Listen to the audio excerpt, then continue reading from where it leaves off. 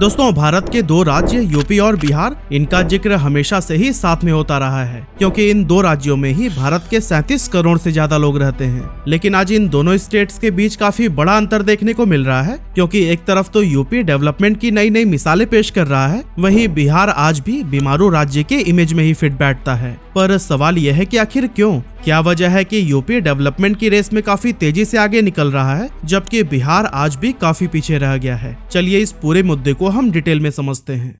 तो दोस्तों, बीमारू राज्य की कैटेगरी में यूपी और बिहार के अलावा छत्तीसगढ़, मध्य प्रदेश और उत्तराखंड जैसे राज्य भी शामिल हैं। लेकिन इन राज्यों ने बेटर डिसीजंस और इंफ्रास्ट्रक्चर डेवलपमेंट की वजह से इस टैग को रिमूव करने की काफी कोशिश की है, जिस वजह से यहाँ अब डेवलपमेंट देखी जाती है और लोगों के लिविंग स्टैंडर्ड में भी काफी सुधार हुआ है। पर बिहार और यूपी इसमें सबसे आखिरी पायदान पर रह गए हैं। लेकिन अगर इसमें भी आज के टाइम पर यूपी और बिहार की स्टेट इकोनॉमी पर नजर डालें, तो फिर यूपी बिहार से काफी बेटर परफॉर्म करता नजर आ रहा है। फिलहाल यूपी इंडिया का सेकंड लार्जेस्ट इकोनॉमी वाला स्टेट है, जिसका कंट्री के टोटल जीडीपी में 9.2% का शेयर रहता है। इस साल प्रेजेंट किए गए यूपी स्टेट बजट के अकॉर्डिंग यूपी की जीडीपी 24.39 लाख करोड़ रुपए को भी पार कर चुकी है, जो कि 2016-17 में सिर्फ 13 लाख करोड़ रुपए थी। और इतनी रैपिड ग्रोथ को देखते हुए एक्सपर्ट्स का ये भी मानना है कि शायद आने वाले कुछ डेकेड्स में ये टॉप पर रहने वाले महाराष्ट्र को भी पीछे कर देगी। वहीं अगर हम बिहार की इकोनॉमी ग्रोथ रेट को देखें, तो फिर इसने भी सबको काफी हैरान किया है।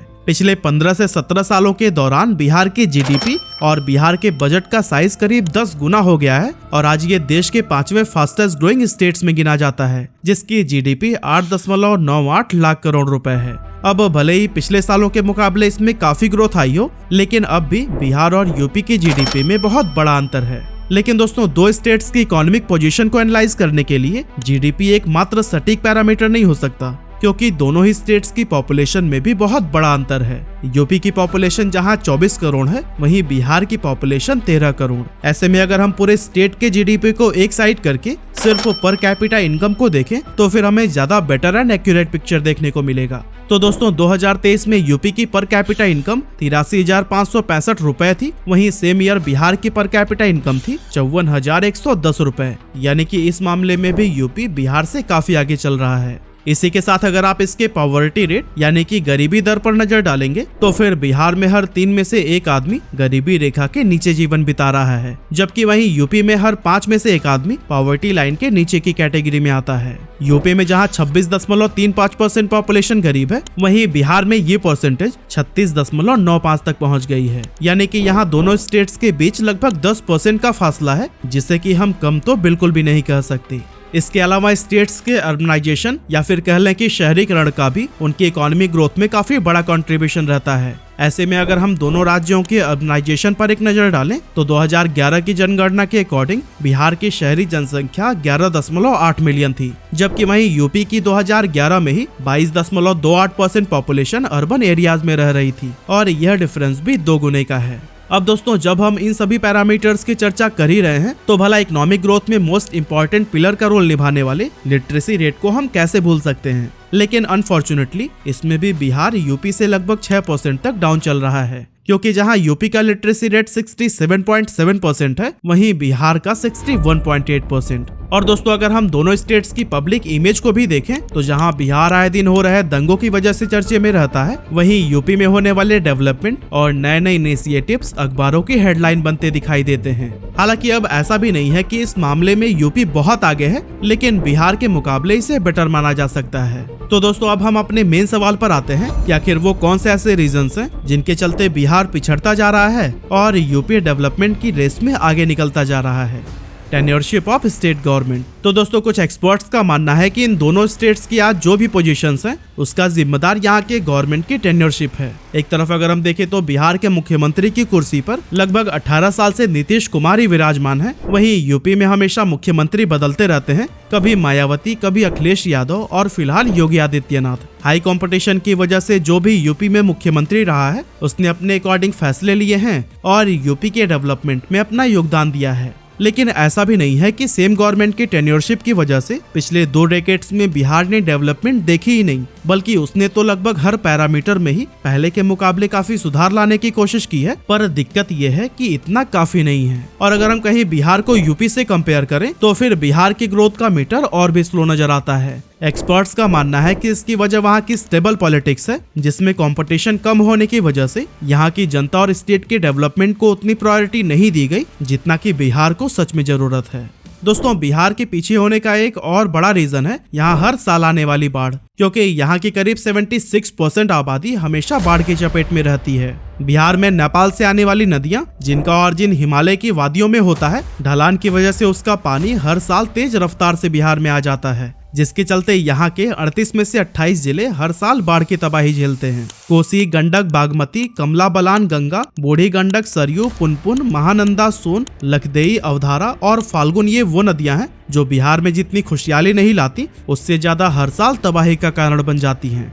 एक तरफ तो ये नदियां खेतों को फर्टाइल बनाती हैं, जिसकी वजह से बिहार एक कृषि प्रधान राज्य बन सका है और यहाँ की 81% आबादी एग्रीकल्चर पर निर्भर हो पाई है। लेकिन यही नदियां हर साल कई लाख हेक्टेयर्स की एग्रीकल्चर लैंड को बर्बाद कर देती हैं। फ्लड की वजह से हजारों लोगों की जान चली जाती है, बड़ी मात्रा में लोगों के घर और फसलें बर्बाद होती हैं और यहाँ के इंफ्रास्ट्रक्चर व डेवलपमेंट को भी भारी नुकसान पहुँचता है। साथ ही करोड़ों अरबों रुपए की पब्लिक और प्राइवेट प्रॉपर्टी भी डैमेज हो जाती है। ऐसा समझिए कि हर साल बिहार का एक बड़ा हिस्सा डेवलप होने के बाद भी जीरो से शुरुआत करता है, वहाँ फिर से लोग बसते हैं, कंस्ट्रक्शन होता है, फसलें लगाई जाती हैं और वो फिर से बर्बाद हो जाते हैं। कई सदियों से ऐसा चला रहा है, जो कि बिहार के डेवलपमेंट में एक बड़ी रुकावट बना हुआ है और इस डिजास्टर को यूपी के कंपैरिजन में एक मेजर डिसएडवांटेज के रूप में देखा जा सकता है। हालांकि अब ऐसा नहीं है कि यूपी में बाढ़ आता ही नहीं है, बल्कि वहाँ के भी कई सारे जिले हर साल बाढ़ की चपेट में आते हैं, लेकिन बिहार के मुकाबले वहाँ कम तबाही देखने को मिलती है, जो कि यूपी को बिहार से आगे रखने में मदद करती है। अब दोस्तों, इस बात से हम इनकार नहीं कर सकते कि पिछले कुछ सालों में बिहार ने बहुत तेजी से डेवलपमेंट किया है, लेकिन ये डेवलपमेंट सिर्फ कुछ ही शहरों तक सीमित होकर रह गया है। एग्जाम्पल के लिए अगर हम बिहार के लेटेस्ट रीजनल डेटा पर नजर डालें तो इसकी इकोनॉमी में लगभग 25% तक का शेयर सिर्फ पटना से ही आता है, जबकि बाकी जिलों का कंट्रीब्यूशन उतना नहीं है जितना कि इस स्टेट की इकोनॉमी ग्रोथ के लिए जरूरी है। वहीं अगर हम यूपी पर नजर डालें तो फिर यहाँ के डेवलपमेंट स्टेट के कई शहरों में साफ तौर पर देखी जा सकती है। हालांकि अब भले ही नोएडा इसमें सबसे आगे है और इसका यूपी की इकोनॉमी में मेजर कंट्रीब्यूशन है, लेकिन इसके अलावा भी कई सारे ऐसे शहर हैं जिनका यूपी की इकोनॉमी में बड़ा शेयर है, जैसे कि राजधानी लखनऊ, वाराणसी, गोरखपुर, आगरा, मथुरा, मेरठ और गाजियाबाद समेत कई सारे ऐसे शहर जो कि अच्छा परफॉर्म कर रहे हैं और वहाँ पहले के मुकाबले इंडस्ट्रियलाइजेशन को भी काफी बढ़ावा मिला है। ऐसे में यूपी की डेवलपमेंट सिर्फ 1-2 शहरों तक सीमित न रहकर स्टेट में इवेनली इंक्रीज हो रही है और इस चीज में बिहार काफी पीछे रह गया है। अब दोस्तों, देखा जाए तो लगभग हर स्टेट के पास ही कुछ न कुछ नेचुरल एडवांटेज मौजूद होता है और बिहार के पास भी ये एडवांटेज था, यहाँ का फर्टाइल लैंड और मिनरल रिसोर्सेज। यही वजह थी कि अंग्रेजों ने यहाँ कई सारी इंडस्ट्रीज लगाई थी और बिहार ट्रेड में भी काफी पॉपुलर हो गया था, जहाँ से पूरी दुनिया भर में ही चीजों को एक्सपोर्ट किया जाता था। इन्हीं रीजंस की वजह से आजादी के बाद जहाँ देश में इंडस्ट्रियलाइजेशन लगभग न के बराबर था, वहीं बिहार एक इंडस्ट्रियल स्पॉट बना हुआ था। यहाँ भरपूर मात्रा में वैल्यूएबल मिनरल्स होने की वजह से कंपनीज माइंस के करीब ही सेटअप होना चाहती थी, ताकि उन्हें रॉ मटेरियल्स या फिर मिनरल्स के ट्रांसपोर्टेशन के लिए बहुत ज्यादा पैसे और टाइम को खर्च न करना पड़े। इसका इम्पैक्ट ये हुआ कि देश के उन जगहों पर डेवलपमेंट रुक सा गया जहां पर ये एडवांटेजेस मौजूद नहीं थे। इसी को देखते हुए उस टाइम के प्राइम मिनिस्टर जवाहरलाल नेहरू 1952 में फ्रेट इक्वलाइजेशन पॉलिसी लेकर आए, जिसके तहत उन खर्चों पर सब्सिडी मिलने लगी जो कि माल ढोने में होता था। ऐसे में जब दूसरे स्टेट्स में भी रॉ मिनरल सस्ते मिलने लगे तो फिर कंपनीज उन जगहों पर शिफ्ट होने लगी जहां पर पोर्ट मौजूद थे, ताकि उसके जरिए दूसरे देशों में भी ट्रेड किया जा सके। इस तरह से गवर्नमेंट की इस पॉलिसी ने बिहार के डेवलपमेंट की कमर तोड़ दी, जिसके बाद से लोग एग्रीकल्चर पर बहुत ज्यादा डिपेंडेंट होने लगे और इस ओवर डिपेंडेंसी की वजह से इंडस्ट्रियलाइजेशन की स्पीड बहुत स्लो हो गई। इसके अलावा जब भी सरकार ने यहाँ इंडस्ट्री सेटअप करने की कोशिश की, किसानों से जमीन खाली करवाना बहुत ही कॉम्प्लिकेटेड टास्क बन गया। कई बार तो कंपनीज को कई सालों तक का इंतजार करना पड़ा, लेकिन लैंड न मिलने की वजह से उनका प्रोजेक्ट कभी आगे ही नहीं बढ़ पाया। वहीं यूपी में इंडस्ट्रियलाइजेशन की शुरुआत 1960s से ही हो चुकी थी। कानपुर, मेरठ, आगरा, प्रयागराज और गोरखपुर जैसे कई शहरों ने उसी समय से ही इंडस्ट्रियलाइजेशन की स्पीड पकड़ ली थी। हालांकि बिहार की तरह ही यूपी में भी खराब लॉ एंड ऑर्डर की वजह से ये स्पीड उतनी ज्यादा तेज नहीं थी कि इसे बीमारू राज्य की छवि से बाहर निकाला जा सके। अब दोस्तों, आज से हजारों साल पहले एजुकेशन हब के नाम से फेमस बिहार में दुनिया के हर कोने से पढ़ने के लिए स्टूडेंट आया करते थे, लेकिन आज ये स्टेट खुद को इस सेक्टर में प्रमोट करने से काफी पीछे रह गया है। इसके बड़े बड़े नामी गिरामी इंस्टीट्यूट्स पटना के अलावा 1-2 शहरों तक ही सीमित रह गए हैं और बड़ी संख्या में कॉलेजेस या यूनिवर्सिटीज के मौजूद न होने की वजह से यहाँ के लाखों स्टूडेंट दूसरे स्टेट में जाकर पढ़ाई करने को मजबूर हैं। जबकि वहीं यूपी में Aligarh Muslim university, BHU, IIT Kanpur, Lucknow university, Agra की डॉक्टर भीमराव अंबेडकर यूनिवर्सिटी और IIM लखनऊ जैसे कई सारे ऐसे फेमस इंस्टीट्यूट्स हैं जिनका देश में एक अलग ही मुकाम है। यहाँ पढ़ने के लिए न सिर्फ देश के कोने कोने से स्टूडेंट्स आते हैं बल्कि यहाँ विदेशों से आने वाले स्टूडेंट्स की संख्या भी काफी ज्यादा है। यही वजह है कि एजुकेशनल इंस्टीट्यूट्स के मामले में भी यूपी बिहार से काफी आगे है, जो कि यूपी की इकोनॉमी ग्रोथ में एक मेजर रोल निभाता है। अब दोस्तों एक और चीज जिसमें बिहार यूपी से काफी पीछे रह गया है और वो है यहाँ की कानून व्यवस्था। बिहार के लॉ एंड ऑर्डर की स्थिति हमेशा चिंताजनक रही है, जिससे पूरा डेवलपमेंट प्रभावित हो रहा है। बिहार में इंडस्ट्रीज की न होने का जिम्मेदार हम अकेले फ्रेट इक्वलाइजेशन पॉलिसी को नहीं ठहरा सकते, बल्कि इसमें बिहार का लॉ एंड ऑर्डर भी बहुत जिम्मेदार रहा है। यहाँ बढ़ती रंगदारी और गुंडागर्दी की वजह से कोई भी कंपनी अपनी इंडस्ट्री सेटअप नहीं करना चाहती है। यहाँ तक कि इन्हीं सभी रीजंस की वजह से वो इंडस्ट्रीज जो कई सालों से बिहार में थी उन पर भी ताला लगने लगा है। हालांकि नई इंडस्ट्रीज लगाने के लिए बिहार सरकार ने कंपनीज को सब्सिडी देने का भी वादा किया है, लेकिन खराब कानून व्यवस्था की वजह से कोई भी बिहार का रुख नहीं करना चाहता, क्योंकि यहाँ जबरन वसूली या गुंडागर्दी की खबरें हमेशा अखबारों में आती रहती हैं। इस तरह नई इंडस्ट्रीज के न आने और पुरानी फैक्ट्रीज के बंद होने की वजह से बिहार में रोजगार की कमी बढ़ती जा रही है और इसके चलते न सिर्फ ये स्टेट पिछड़ रहा है बल्कि लोगों का लिविंग स्टैंडर्ड भी गिर रहा है। वहीं अगर हम बात करें यूपी की, तो यहाँ पर लॉ एंड ऑर्डर भी कुछ दशकों पहले बिहार के जैसा ही था, मगर अब यहाँ की सरकार कानून व्यवस्था को लेकर बेहद सख्त रवैया अपनाती है। कई बार तो खबरें भी मिलती हैं कि अपराधियों की संपत्ति पर बुलडोजर चला दिया गया, उन्हें गिरफ्तार कर लिया गया या फिर उनकी तलाश में टीम गठित की गई।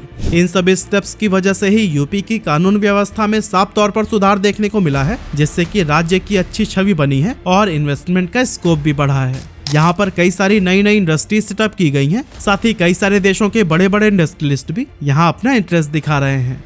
अब दोस्तों यूपी और बिहार देश के न सिर्फ सबसे गरीब राज्य हैं, बल्कि GDP पर कैपिटा के मामले में भी ये दोनों लास्ट पोजीशन पर ही आते हैं। ये दोनों स्टेट्स डेंसली पॉपुलेटेड हैं, जिनकी जनसंख्या 37 करोड़ से भी ज्यादा है। ऐसे में इन स्टेट्स के पिछड़े होने का सीधा असर भारत की 1/4 पॉपुलेशन पर पड़ता है। इसीलिए अगर देश को डेवलप करना है तो फिर इन राज्यों के डेवलपमेंट पर भी ध्यान देना बहुत जरूरी है, ताकि हमारा पूरा देश इवनली ग्रोथ की सीढ़ियां चढ़ सके। अब इसके लिए सरकार को यहाँ के लोगों के लिए बेटर अपॉर्चुनिटी, इंफ्रास्ट्रक्चर डेवलपमेंट के साथ साथ कई सारे ऐसे इनिशिएटिव्स लेने होंगे जिससे एजुकेशन का स्तर बढ़ सके, लोगों को रोजगार मिल सके और यहाँ के लोगों को पलायन न करना पड़े, क्योंकि पलायन से स्किल्ड लेबर का एक बड़ा ग्रुप स्टेट से बाहर चला जाता है, जिसका इम्पैक्ट उस स्टेट की इकोनॉमी पर भी साफ नजर आने लगता है। ऐसे में इन दोनों स्टेट्स को अभी भी डेवलपमेंट की लंबी चढ़ाई चढ़नी है, जिसमें सरकार और सिविलियंस दोनों के साथ की जरूरत है। तभी जाकर ये स्टेट बीमारू राज्य के टैक्स से बाहर निकलकर डेवलपमेंट की मिसाल पेश कर पाएगा। वैसे दोस्तों इन स्टेट्स की डेवलपमेंट के लिए गवर्नमेंट को क्या इनिशिएटिव्स लेने चाहिए, आप हमें कमेंट करके अपना ओपिनियन जरूर बताइएगा।